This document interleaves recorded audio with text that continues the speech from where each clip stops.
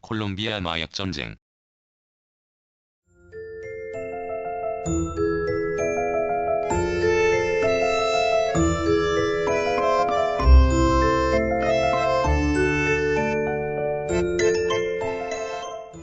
라틴 아메리카 최대의 마약 밀매 조직이 그들을 전면 소탕하려고 나선 콜롬비아 정부에 무력 저항을 함으로써 벌어진 정부와 범죄 집단 간의 전쟁.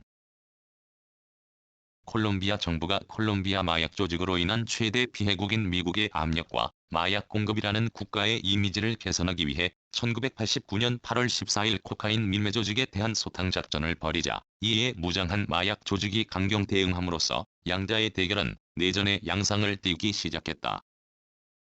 이어 자유당의 유력한 대통령 후보였던 칼란이 마약 조직에 의해 암살되자 바르카스는 전면 소탕을 선언하고 밀매 조직의 간부들을 체포, 미국에 인도하는 등의 조치를 취하기 위한 비상대권을 발동하였다. 이와 함께 콜롬비아군, 경은 밀매 조직의 거점을 공격, 비행기, 헬리콥터, 차량, 요트, 코카인 등 약 2억 달러 상당을 압수하고 1만여 명을 체포했다. 그러나 수천 명의 사병을 거느린 마약 조직은 이에 맞서 정부의 전면전을 선언하고 정부 청사, 정당 사무실, 정치인들의 주택, 방송국 등의 폭발물을 투척함으로써 정부와 밀매 조직은 무력 충돌을 일으켰다. 국가와 범죄 조직 간의 내전 양상은 콜롬비아 정부가 마약 거점인 메데인시 등 10개 도시에 야간 통금을 실시한 데 이어 탱크 및 특수부대를 추가로 투입하고 마약 조직 1호 개포 등의 화력으로 대항함으로써 전국적으로 확산되었다.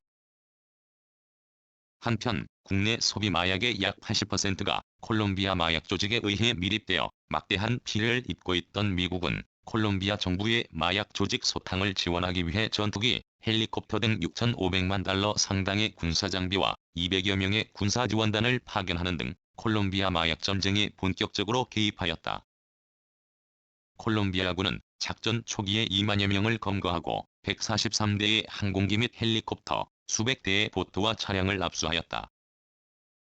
또 마약 수송에 이용된 수십 군데의 활주로를 폐쇄하였으나 특수부대 출신의 용병과 막강한 무력을 지닌 마약 조직의 저항도 만만치 않았다. 콜롬비아의 마약 밀매 조직은 세계 코카인 시장에 연간 200톤 정도의 마약을 공급하여 1988년 한 해만도 콜롬비아의 최대 수출 품목인 커피가 벌어들인 10억 달러의 4배가 넘는 50억 달러를 벌어들인 것으로 추정되고 있다. 이들은 마약 밀매로 축적한 엄청난 부하무력, 조직력을 바탕으로 정계, 언론계 등 콜롬비아 각계에 막강한 영향력을 행사하면서 1980년 이래 그들의 조직에 해를 끼쳤다는 이유로 법무장관, 검찰총장 각 1명, 법관 200명, 언론인과 경찰관 수십 명을 살해하였다. 이 코카인 밀매 사업에는 30만 명의 콜롬비아인이 직간접적으로 관련되어 있고 120만 명이 코카인 정제 과정에 참여하여 고용 혜택을 입고 있다.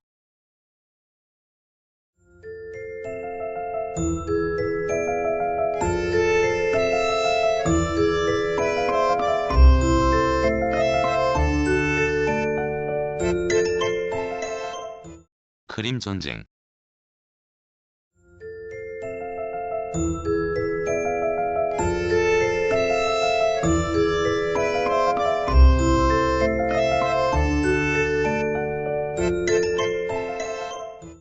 1853에서 1856년 러시아와 오스만 투르크, 영국, 프랑스, 프로이센, 사르데냐 연합군 사이에 크림 반도, 흑해를 둘러싸고 일어난 전쟁. 원인. 원래 러시아는 빈회의 이래로 투르크 영내로의 남하를 극기본적인 대외 정책으로 하고 있었는데 전쟁의 직접적 계기는 프랑스 국내 가톨릭의 인기를 얻으려고 한 나폴레옹 3세가 예루살렘 성지에서의 가톨릭 교도의 특권을 투르크의 술탄에게 요구하자 이 땅의 그리스 정교도의 비호자임을 자처하는 러시아의 니콜라이 1세가 대립한 데 있었다. 1853년 7월 러시아군은 몰다비아, 왈라키아 등에 침입하여 이곳을 점령하였고 서유럽 열강의 지지를 받은 투르크는 10월 러시아에 대하여 선전포고를 함으로써 전쟁이 일어나게 되었다. 경과. 1853년 11월 나히모프 제독 지휘하의 러시아 흑해 함대가 소아시아의 시누프만에서 투르크 함대를 전멸시키자 영국, 프랑스, 사르데냐는 러시아의 대립 투르크를 지지하고 공공연히 도전하였다. 오스트리아는 최후 통첩을 보내어 러시아에게 몰다비아와 왈라키아의 포기, 명도를 요구하였다. 니콜라이 1세는 어쩔 수 없이 이 요구에 응하였으나 사태의 악화를 두려워하여 오스트리아 국경지대에 대군을 배치하지 않을 수 없었다. 1854년 9월 영국, 프랑스, 투르크군은 약 6만의 대군을 크림 반도에 상륙시키고 세바스토폴을 포위하였다. 열강 측에 비하여 힘의 열세를 자인하지 않을 수 없었던 러시아 함대는 세바스토폴만의 자국 함정을 침몰시켜 항구를 폐쇄하였다.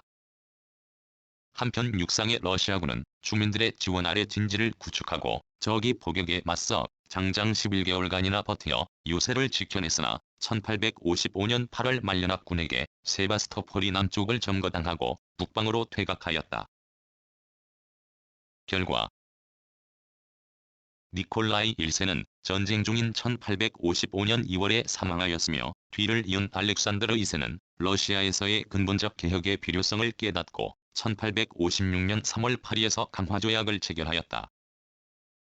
그 결과 러시아는 몰다비아의 다뉴브와 베사라비아의 일부를 양도하였고 흑해의 함대를 배치할 수 있는 권리를 잃었다.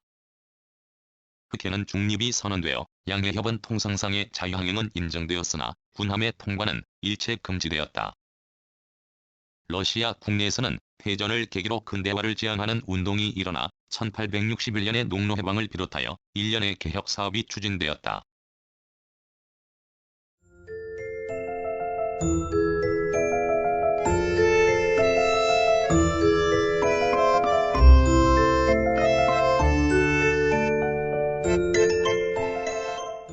구성, 나그네 구석구석 여행. 낭독, 글 읽어주는 강지식. 들어주셔서 고맙습니다.